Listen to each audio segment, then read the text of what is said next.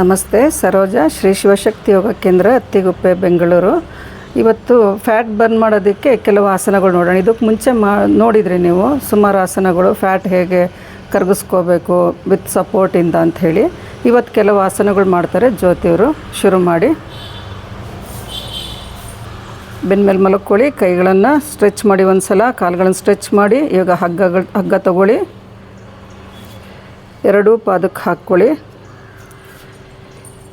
ಸುಮಾರು ಆಸನಗಳು ನೋಡಿದ್ದೀರ, ಮುಂಚೆ ಅದ್ರ ಉಪಯೋಗ ಪಡ್ಕೊಂಡಿದ್ದಾರೆ ಸುಮಾರು ಜನ.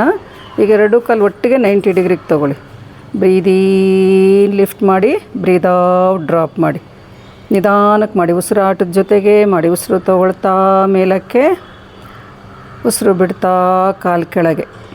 ಇದು ಮಾಡೋದ್ರಿಂದನೂ ಹೊಟ್ಟೆ ಭಾಗದಲ್ಲಿರೋ ಫ್ಯಾಟ್ ಕರಗುತ್ತೆ. ಸೊಂಟದ ಭಾಗದಲ್ಲಿ, ತೈಸಲ್ಲಿ, ಮಂಡಿ ಹಿಂಭಾಗ, ಕಾಫ್ ಮಸಲ್ಸ್ ಎಲ್ಲ ಚೆನ್ನಾಗಿ ಸ್ಟ್ರೆಚ್ ಆಗುತ್ತೆ ವಿತ್ ಸಪೋರ್ಟಿಂದ ಮಾಡೋದ್ರಿಂದ.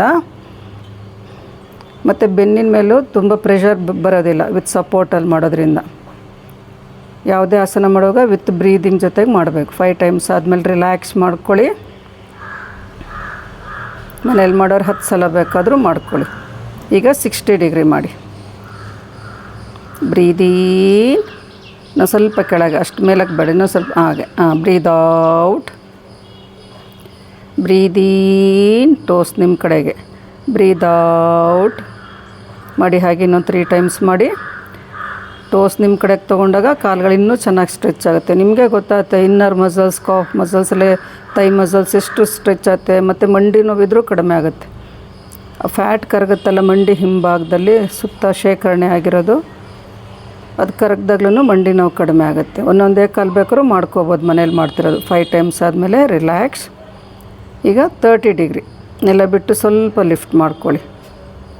ಬ್ರೀದ್ ಇನ್, ಬ್ರೀದ್ ಔಟ್. ಇದು ಸ್ವಲ್ಪ ಕಷ್ಟ ಆಗುತ್ತೆ, ಆದರೂ ಮಾಡಿ. ಸೊಂಟದ ಸುತ್ತ ಇರೋ, ಹೊಟ್ಟೆ ಸುತ್ತ ಇರೋದು ಫ್ಯಾಟ್ ಕರಗಬೇಕು. ಕೊಬ್ಬಿನ ಅಂಶ ಕಡಿಮೆ ಆಗಬೇಕು.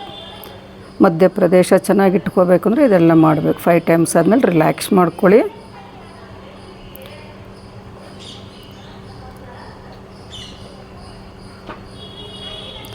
ಎರಡೂ ಮಂಡಿ ಒಂದು ಸಲ ಮಡಿಸಿ ರಿಲ್ಯಾಕ್ಸ್ ಮಾಡ್ಕೊಳ್ಳಿ. ಫೋಲ್ಡ್ ಮಾಡಿ, ಎರಡೂ ಮಂಡಿ ಮಡಿಸಿ ಪವನ ಮುಕ್ತಾಸನ ಥರ ಮಾಡ್ಕೊಳ್ಳಿ. ಅವಾಗ ಮಾಡಿದಾಗ ಏನಾದ್ರು ಸ್ವಲ್ಪ ಬೆನ್ನಿನ ಭಾಗದ ಮಂಡಿ ಮಡಿಸ್ಬಿಟ್ಟು ಎಳ್ಕೊಳ್ಳಿ ನಿಮ್ಮ ಕಡೆಗೆ. ಹಾಗೆ ಈ ಥರನೂ ಮಾಡ್ಕೊಳ್ಳಿ. ಬೆನ್ನಿನ ಭಾಗ ರಿಲ್ಯಾಕ್ಸ್ ಆಗುತ್ತೆ.